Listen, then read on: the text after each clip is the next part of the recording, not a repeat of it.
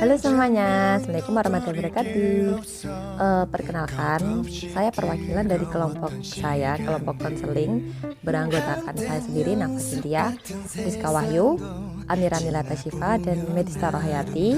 Jadi kita kedapatan tugas akhir membuat video tentang konseling. For your information aja, konseling itu beda dengan psikoterapi ya teman-teman, berbeda dengan terapi. Jadi konseling itu penyembuhan klien dalam jangka pendek dan masalahnya itu tidak terlalu berat. Jadi seperti itu singkatnya. Dan jenis dari konseling ini bermacam banget, ada banyak, ada psikoanalisa, behaviorisme, humanistik, gestalt, terus konseling alternatif, banyak banget, pokoknya banyak banget. Jadi lebih khususnya kelompok kita itu mengambil tema konseling behavior atau yang berorientasi pada perilaku. Jadi nanti di filmnya itu, jadi di video singkatnya itu kita akan menceritakan tentang seorang klien yang bermasalah dengan perilakunya, yaitu kecanduan drama Korea, dan dia tuh pergi konseling karena anjuran temannya. Lalu kita akan melihat tahap-tahap konseling dengan teknik behavior. Oke, jadi semestinya semua tahap konseling itu sama, ada 3 tahapan. Yang pertama itu tahap permulaan yang berisi tentang bagaimana konselor itu membangun rapor dengan kliennya, terus tentang mengatur jadwal seperti itu. Yang kedua itu tahap intinya, yaitu tahap terapi, tahap konseling maksudnya. Dan yang ketiga itu tentang penutupan dan seperti menyimpulkan tentang hasil konseling selama ini. Nah, untuk konseling jenis behavior ini, jadi orientasinya itu tentang perubahan perilaku tanpa melihat bagaimana orang itu berubah secara kognisi dan afeksi. Oke, jadi kami akan menyajikan tahapan video konseling dengan metode behavior tentang seseorang yang kecanduan drama Korea sehingga menghambat produktivitasnya. Tonton, jangan di skip. Oke, semoga kalian paham.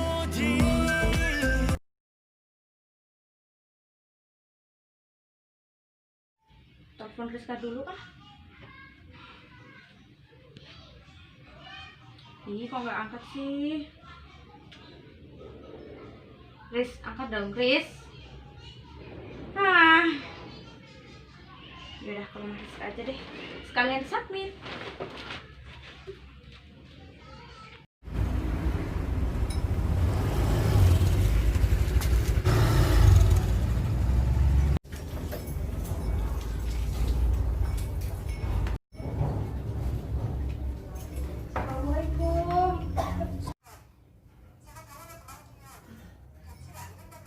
Assalamualaikum.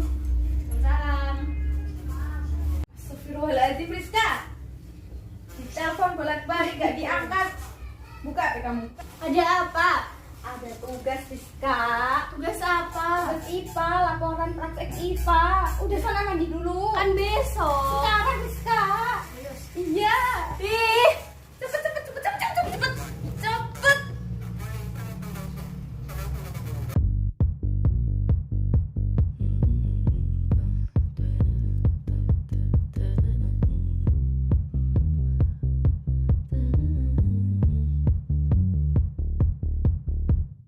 White shirt now red, my bloody nose sleeping.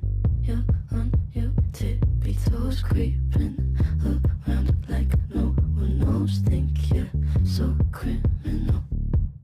Bruises on both my knees for you. Don't say thank you, oh please. Cukup Deris, ayo perbaiki semuanya sebelumnya terlambat. Caranya gimana? Kita pergi ke konselor. Aku punya kenalan, dia temannya mama aku. Dia orangnya sabar, sangat ramah banget, enak pokoknya. Nah, besok aku jemput sampai jam 10. Beneran? Oke? Deal.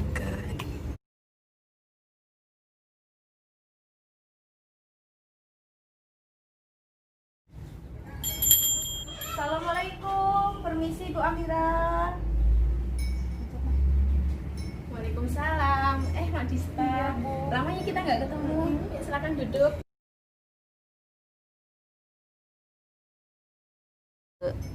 Gimana, apa kabar? Alhamdulillah baik Ibu. Iya, gimana? Ada yang bisa saya bantu? Iya Ibu, saya kesini sama teman saya karena teman saya ini mempunyai masalah. Mungkin Ibu bisa membantunya. Oke, siapa Mbak Nama namanya? Ibu, nama saya Rizky. Oh iya, salam kenal juga, nama saya Amira. Mbak, ada yang bisa saya bantu? Jadi gini Bu, kan saya itu nilai akademik saya itu semester ini turun. Jadi saya tuh pengen memperbaiki itu biar bisa masuk PTN yang saya inginkan. Oke, jadi masalahnya itu di sebelah mana ya? Kan selama pandemi ini tuh saya tuh sering banget itu Bu nonton drama Korea gitu Bu. Sehari tuh bisa sampai 8 jam gitu. Jadi itu tuh buat jadwal saya jadi kayak berantakan gitu Bu, jadi acak-acakan kayak gitu. Olah, begitu ya. Tapi Mbak Rizka sebelumnya udah pernah ke konselor? Belum pernah Bu, baru kali ini. Oke, saya simpulkan situasinya ya. Jadi Mbak Rizka ini kecanduan drakor. Intensitasnya itu belum terlalu parah, rendah menengah gitu ya Mbak. Jadi hal itu mengganggu produktivitas sehari-hari Mbak Rizka gitu ya. Iya Bu. Oke, ya udah kita langsung atur jadwalnya dulu ya. Mbak Rizka free-nya kapan, saya free-nya kapan, menyesuaikan. Soalnya dalam proses konselor ini tidak bisa 1-2 kali pertemuan itu langsung berhasil. Jadi butuh tahap dan proses seperti itu. Bu, saya bersedia kok Bu. Saya akan berusaha untuk konsisten. Oke, jadi Mbak Rizka harus mempunyai keinginan yang kuat untuk konsisten bahwa Mbak Rizka bisa berubah, bisa mengurangi nonton drakornya untuk setiap harinya biar produktivitasnya Mbak Rizka itu tidak terganggu. Bu, saya bersedia kok Bu untuk kebaikan diri saya sendiri.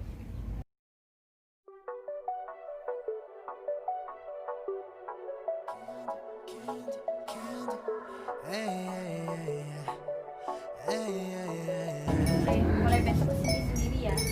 Ya ngerti, doain aja ya semoga sukses. Ya siap. Sampai jadi bodoh gini sih? Ya, besok juga tetap sembuh kok.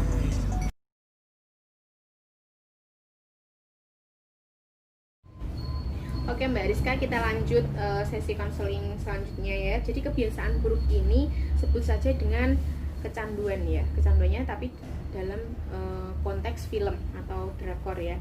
Namun intensitasnya ini belum parah, masih rendah ya. Tapi ini juga mengganggu produktivitasnya Mbak Rizka sehari-hari. Jadi untuk kedepannya saya akan memberi program untuk Mbak Rizka supaya diikuti dengan intens. Ah keren Bu, saya mau mencobanya seperti apa itu ya?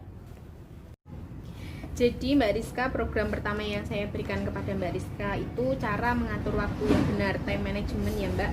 Jadi saya meminta Mbak Rizka menuliskan jadwal aktivitasnya setiap hari serta planning kedepannya itu pengen seperti apa, ingin seperti apa, seperti itu dalam sticky notes atau catatan sehari-hari Mbak Rizka. Jadi Mbak Rizka dapat mudah untuk membacanya. Jadi itu terserah saya gitu ya Bu? Iya betul Mbak Rizka, terserah Mbak Rizka. Dengan catatan Mbak Rizka harus mengurangi nonton drakornya ya. Jadi nanti nonton drakornya ini jadikan self reward Mbak Rizka setelah Mbak Rizka capek melaksanakan kegiatan sehari-harinya. Jangan sampai nonton drakor ini menjadi prioritasnya Mbak Rizka selama 1 hari full. Oke Mbak Rizka, sampai sini paham?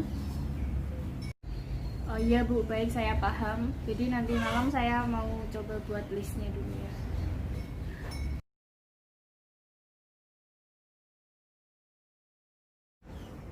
Selamat pagi Mbak Rizka, gimana kabarnya? Alhamdulillah baik Bu.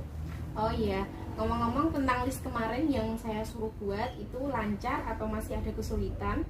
Wah keren sih Bu, kemarin saya tuh udah ganti aktivitas saya jadi lebih produktif lagi. Terus kemarin juga saya udah ikut les matematika sama bahasa Inggris. Wah, perkembangannya sangat bagus sekali ya, tapi tetap masih nonton drama.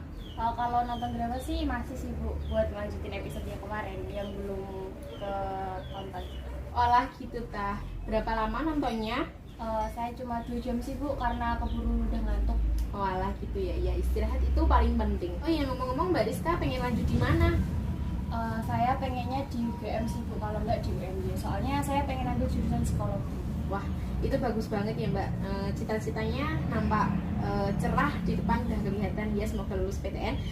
Oke, jadi di program kedua ini saya menyarankan Mbak Rizka menulis kata-kata motivasi, bisa ditempel di tembok, bisa ditempel di almari. Jadi Mbak Rizka itu setiap bangun pagi itu bisa melihat, wah iya aku harus mengikuti PTN dan aku harus lulus agar bisa masuk di universitas yang Mbak Rizka inginkan. Wah iya Bu, ide bagus itu sih.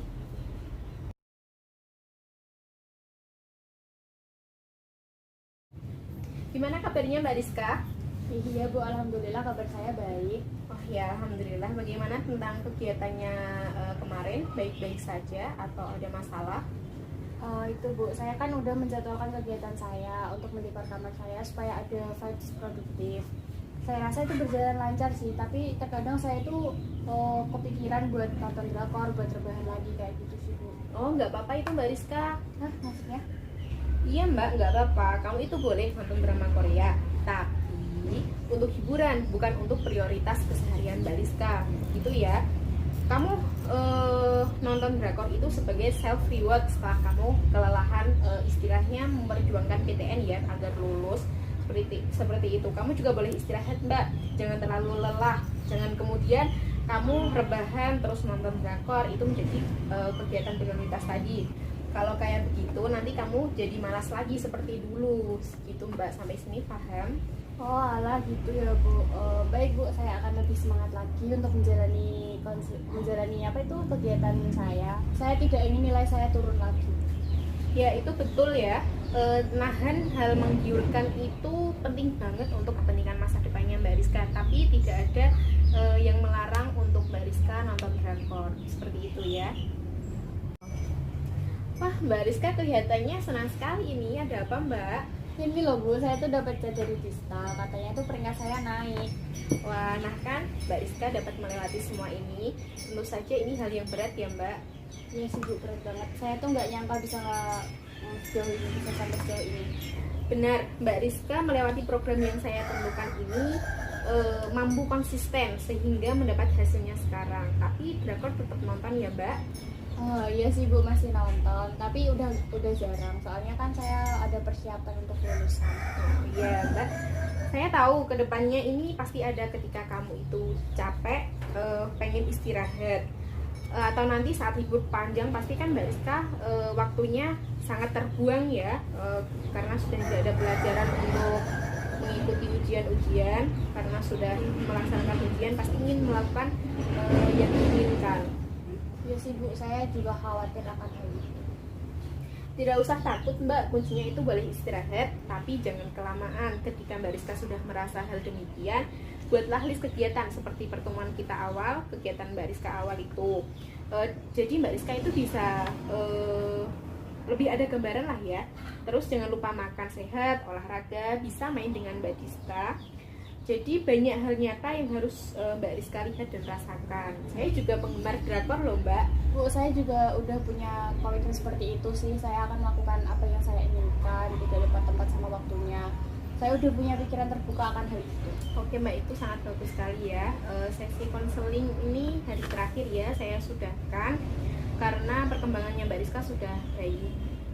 Terima kasih Bu udah meluangkan waktunya untuk saya. Iya, tidak apa-apa, terima kasih juga.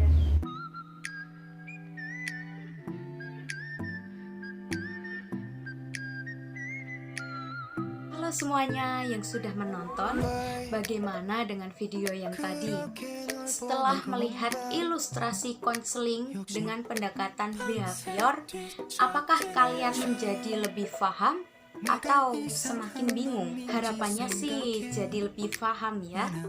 Jadi, orientasi hasilnya itu dalam bentuk pikiran, perbuatan, dan sikap saja, tanpa memperhatikan perasaan terkait. Namun, tetap saja inilah yang dinamakan konseling behavior, yang mempunyai kekurangan dan kelebihan. Konseling dengan pendekatan ini sering dilakukan pada klien yang mengalami addiction atau kecanduan dan kecemasan. Sifat dari konseling sendiri itu sangat berbeda dengan terapi. Kalau konseling mempunyai jangka waktu yang pendek, sedangkan terapi mempunyai jangka waktu yang berkepanjangan. Tokoh Rizka bisa saja memunculkan kebiasaan buruknya lagi. bahkan dengan masalah yang berbeda. Namun, setidaknya dia mengingat tentang 2 implementasi yang disarankan konselor. Hubungan konselor dengan klien juga harus tetap terjaga dengan baik ya, supaya sama-sama mempunyai komitmen dengan niatnya.